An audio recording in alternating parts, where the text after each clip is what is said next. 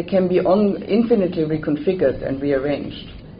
And I'm interested in the political affordances of this inherent instability and the variability, the scalability of data objects, and how they may operate as a source of agency, of power, and effectuality in their own right.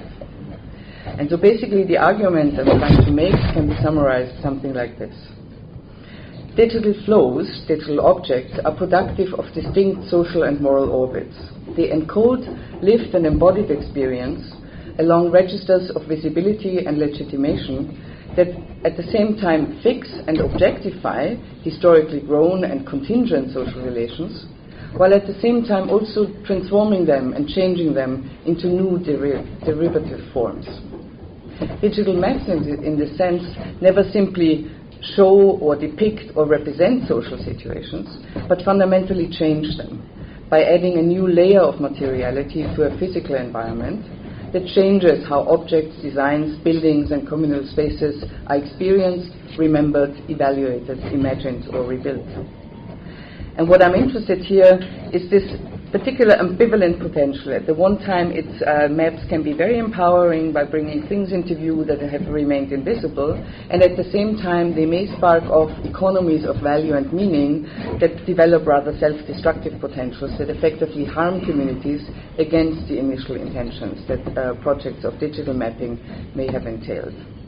And so digital conversion, in this sense, always includes both new forms of control and containment, while at the same time opening up lines of resistance and escape.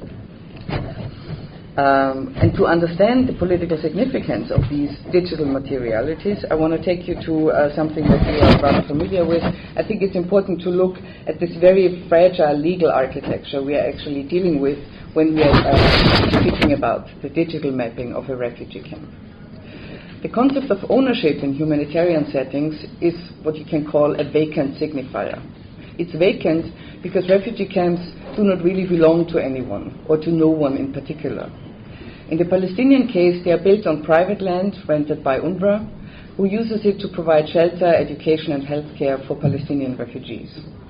UNRWA, nonetheless, is not the legal owner of these homes, and in many cases has simply overtaken or taken over structures originally built by the Red Cross shortly after the arrival of the first refugees. Yet these structures have continuously been improved and extended over time, partly with donor funds, but mostly through the investment of the refugees themselves.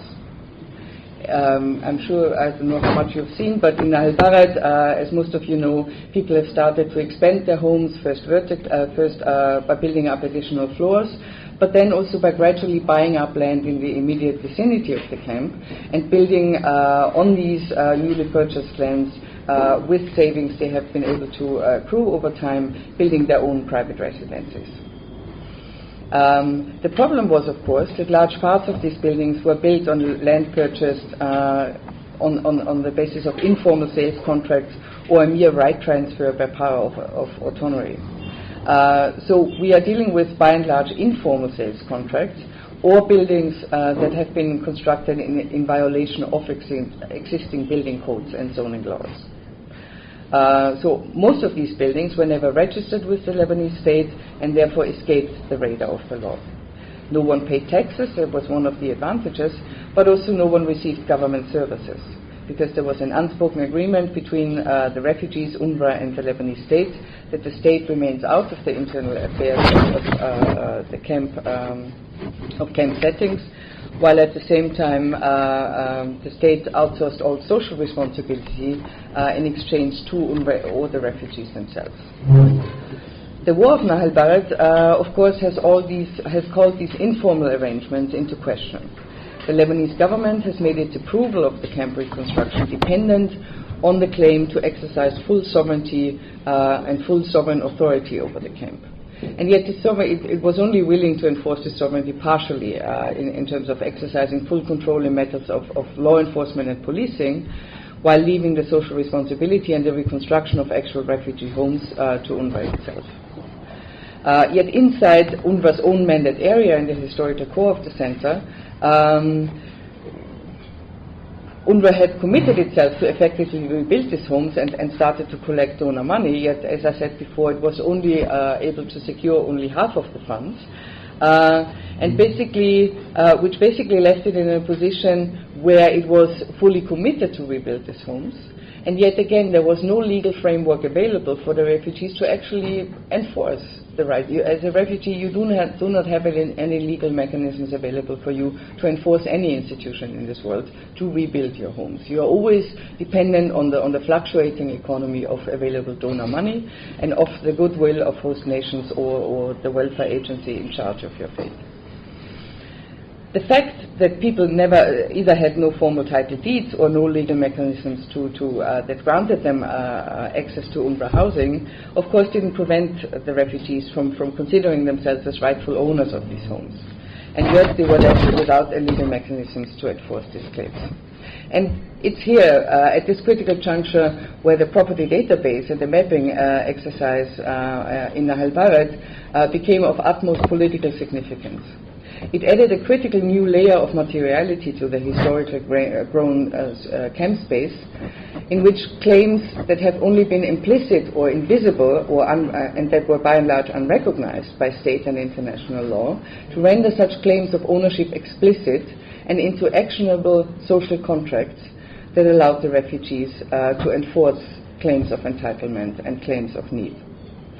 The digital maps and property records in this sense, I argue, function similar to the financial derivatives in the regularized stock markets. They provided a set of tactical instruments to mediate risky and volatile behaviors in highly unpredictable and chaotic circumstances. Derivatives, just to explain it a bit more, in a most general sense, refer to forms that are derived from a source other than the object in question. In the world of finance, they are used to dismantle commodities such as oil, natural resources, into individual attributes that can be traded without trading the commodity as such. So, for example, instead of trading actual oil or minerals or any other resource, what is traded is the availability or the price of these commodities in the future. And by this future orientation, traders are able to contain risks and to overcome possible shortages that may come at some point in the future that they can't fully conceive. Okay. The important point about derivatives is that they transform and redefine values independent of this underlying object. And as such, they constitute a peculiar form of abstraction in which the relationship between the possible and the given is opened up to infinite lines of negotiation and change. Value and meaning are no longer bound to a confined set of alternatives validated by any material substance. They are rather defined by the speculative potential that things embody within a given circuit of exchange. Okay, so I have to cut it short here. And so basically what I'm saying is that the digital maps of refugee property served a very similar function. They afforded the refugees with the possibility to convert long-standing legal and political deficits into social and moral obligations and to enforce rights and entitlements in times of radical uncertainty and need. And yet, of course, the derivatives in Nahal Bared were not based on commodities or natural resources. They were derived from the social capital accrued over decades of shared social struggles, while at the same time investing the social capital that the refugees have built up over time with a new calculative logic at the moment that these maps became the key currency for the refugees to enforce their right of entitlement to a home or to reclaim the land they effectively own.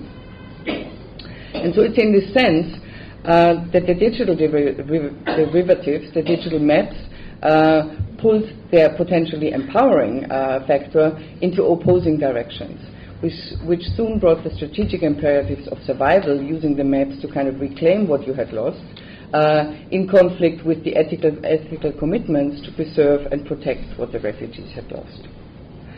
And just to give you really quick, 2 minutes, okay, an example. Okay.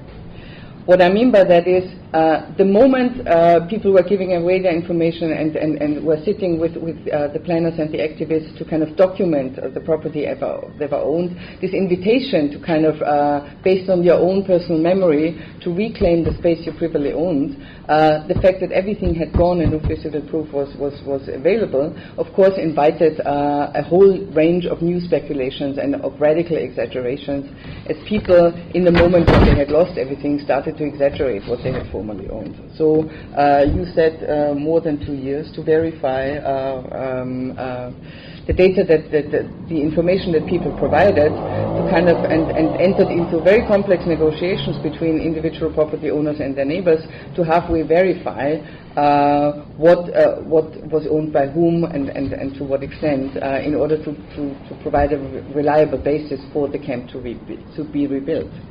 But because very much of this knowledge production was based on lines of cheating, lines of exaggeration and mere speculation, it also opened up new spheres of power where those in a position to finally sign off the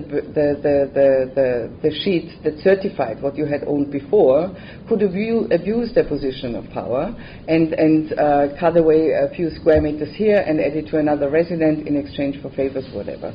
Over time, UNRWA received more and more complaints that this effectively happened, and that people were forced to sign off by those in charge of verifying refugee property, that they were actually given less than they had effectively owned, which then in turn developed into a very intricate compensation mechanism, where what you found is that the newly constituted company, Nile Barrett Reconstruction Commission, granted refugees who claimed to have lost square meters from their original property could earn new shares in buildings that had yet to be rebuilt. So in a way, this information economy of mapping Nahal Barrett created its own kind of mini stock market in individual shares of refugee property that could be traded amongst the refugees themselves. So if you had lost 50 square meters, you could earn them back in a building that will be finished, let's say, next month. But of course, what the refugee state is, no one has an interest in owning, 50 square meters of someone else's apartment.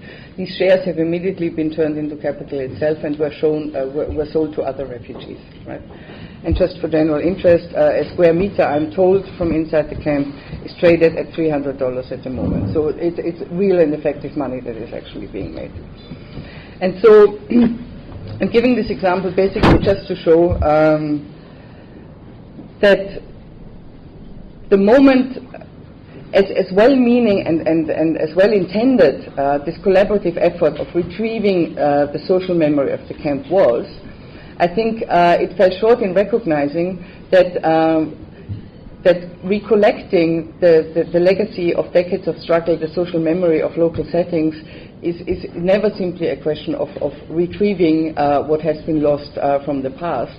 It at the same time always inscribes the social memory and the social contracts and commitments bind to it into a new information economy that takes on a life and meaning in and of itself. And maybe I explained the implications that I see for this, how we think change, how we think struggle, and how we think knowledge as a means of resistance for the Q&A session. Thank you very much. Thank you.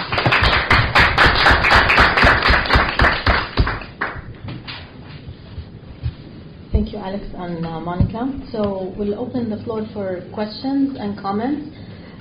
If you can state who your question is directed to, and if you want to make a comment, if you can please keep it brief. So, okay, we'll take 3 questions, and then we'll have responses, and then 3 other questions. So, Rosemary. Yeah. Just a quick question to Alex. I'm talking about depoliticization of the Palestinian camps. Shakila, in particular, isn't the proximity of the PLA embassy actually a political factor that comes, however limited way, comes into the picture of politics in the camp? I mean, there are transfers. And Monica, the question I wanted to put to you, doesn't UNRWA's commitment to provide shelter to the Palestinians actually cover claims, legitimate legal claims to rebuilding their property in, because you said they have no legitimate claims as refugees. But I think that UNRWA makes that pledge in its commission, its mandate, and wouldn't that cover their claims to rebuilding their homes and have a family? So remember these questions. Other questions or comments?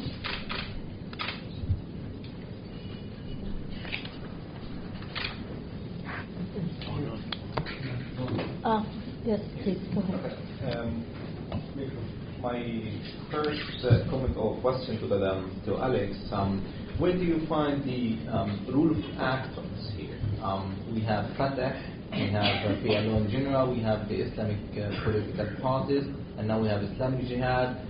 I think from this morning until today, we are talking about refugees as refugees, but we are not talking about this political put that gather those refugees, the political parties that usually are the informal institutions that govern these refugee camps, aside from Nahr al-Bared, because Nahr al-Bared, according to the PLO, that we have no sovereignty there, the Lebanese army have, and the UNRWA are the one responsible for the Nahr al-Bared.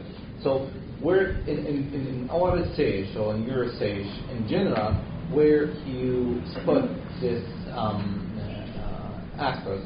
And second question and comment. I mean, in the title of your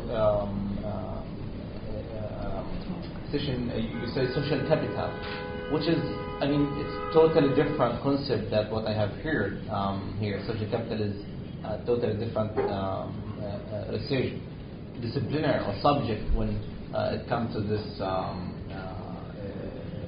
What you have spoken about, because it's actually my PhD, so that's why it attracted me, like what is social capital here. I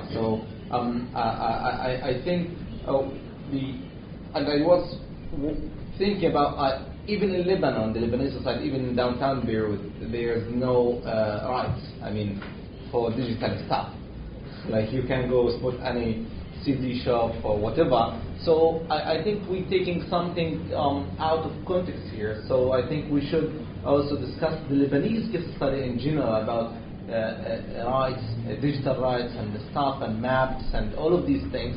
And then we say like, okay, this is also reflected on the Palestinians living in Lebanon in the refugee camps in a worst case, because they have, I mean, dehumanized, as somebody put it this morning. So this is also bringing them to a much worse situation in this term. So that's my two comments. So I think this is enough. You know, we have 4 questions. Would you like to start, Alex? Okay. So to answer Rosary's question regarding the Palestinian embassy. Was it the Palestinian embassy? National, sorry. Yes, sorry, the national authority. My bad. I must say that it did not appear directly in my the national authority. Now, it appears in a in an oblique fashion, because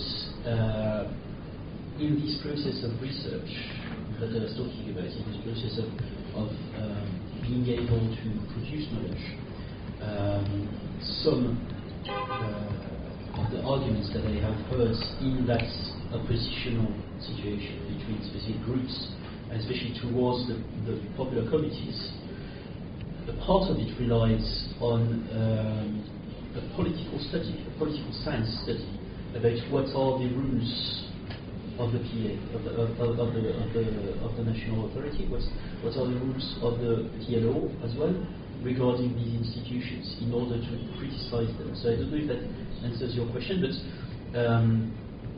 to answer more directly what you were asking, I didn't find the national authority to appear so much in my study, but maybe it's because I have still let's say my work could be considerably developed on these questions.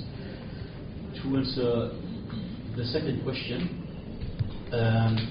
I think what happened is about a month ago with a colleague from the French Institute in the Middle East, from IFO, were invited to a conversation with the main French pro-Palestinian association here in Beirut, and they started asking us who is ruling the camps.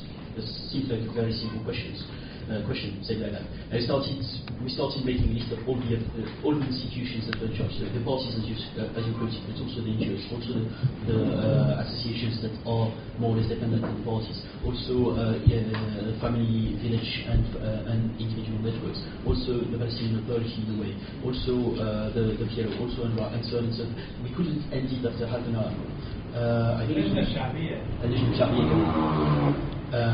all the security councils and the cooperation with the Lebanese governments through the BBC and so on and so forth.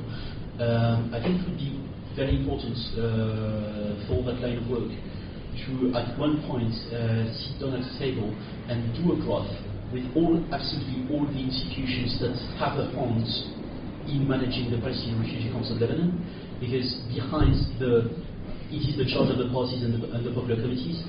There is a very big number of institutions more or less formal at play, and it makes it extremely unclear. Now, to go more directly your point, where does these things stand? Well, the rise of the NGOs doesn't appear independently from the parties. It doesn't appear. It doesn't take place independently from all these actors. And NGOs have sometimes a complicated past, because some of them were created by members of the parties, or were created as secondary activities for the parties, and then turned more and more into independent organizations. And the same goes with the activists, who can still have individual relations, very tight relations with members of the parties or with the parties themselves, but as institutions are very keen on distinguishing themselves from that rebel activity. So it is part of a competition. It is part of a competition and a cooperation to say what is the reality of the camps, I think. Yeah. So to the first question, okay, I think the question to what extent UNRWA's commitment and actually legal mandate to provide housing for the refugees translates into an actual legal obligation, and Al-Barid will be a perfect test case to see. What do you do when UNRWA wants desperately, but simply doesn't have the funds? And I think that it's an ambivalent and unresolved situation. I haven't researched any other historical precedents, but I think the problem lies here in this discrepancy between, and you know that very well, people's perceptions of ownership of their homes, and also the long-standing tradition of UNRWA to even underwrite sales contracts of refugee property in the camps, that kind of makes these individual apartments, in the sense of the refugee, their house, right? And it's here on that level. This is my house, where you do not have any legal mechanisms to enforce it. UNRWA, this obligation and the commitment may translate into what has been thought about in the past. They could put a mass housing facility there, cramp entire Nahal Bared inside, legal obligation fulfilled. But is that kind of an enforceable legal mechanism for you as an individual refugee family to reclaim your home? No, it's kind of precisely these grey areas that I think are highly problematic, and where the maps made the critical difference, because on one hand they brought back into view what has the physical proof that has disappeared, where individual families resided. And yet at the same time, and that brings me to the social capital person, this focus on the individual family at the same time undermined this bigger cause of preserving the social communal memory, the social contract and commitments that were built into this spatial syntax of the camp. Because I was running out of time, I fell short in elaborating in more detail on the social capital. Basically, what I'm saying is, what was mapped was not so simply property. Each individual home and the local knowledge about who owned what and where and who sold what to whom was a whole kind of was a very complex set of knowledge about social contracts and mutual obligations that constituted the social capital of this camp. Social capital in the specific context of the camp, I argue, goes far beyond the knowledge and the context and relationships you establish to advance your own interests. The precarious situations of refugee camps immediately also extends the value of this social capital to protect collective interests. Because this local knowledge and internal kind of trading enabled the refugees to maintain themselves as an independent, autonomous economic unity. And the moment this knowledge was digitized and became kind of took on a new form, a new kind of material existence, circulating across institutional registers that had nothing to do with the refugees, or at least shared not the same logic and social commitment. It's here where this social capital became liquefied, like any other resource, and inscribed into an information economy that started to slowly render even the refugees complicit in the undermining of their own interests. That, I think, is the perfide logic at work here, and I didn't have the time to explain it in detail. That's right? Thank you. Yeah. That makes sense. Okay. Okay, we'll take a couple more questions or comments. Okay, first.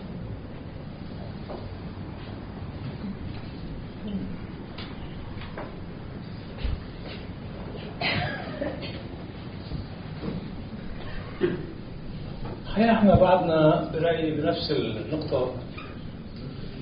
سمعت كلام جميل بس بغالبيته يعني تم تداوله. الأمر بالغ الأهمية أنه ليس هناك من عمل دون أجندة سياسية. نسميها مصلحة، نسميها مؤامرة، نسميها رغبة، نسميها مخطط، احنا أحرار. هذه المصلحة أو هذه الأجندة هي التي تملك المال. الجديد باعتبار اليوم كثير من الزملاء لفتوا نظرنا ونبهونا انه في شيء جديد صار بالعالم. اسمحوا لنا نقول لهم كمان شو بنعرف بعد الجديد. التحكم لم يعد بتفاصيل، صار بجدول الأعمال بالأساس.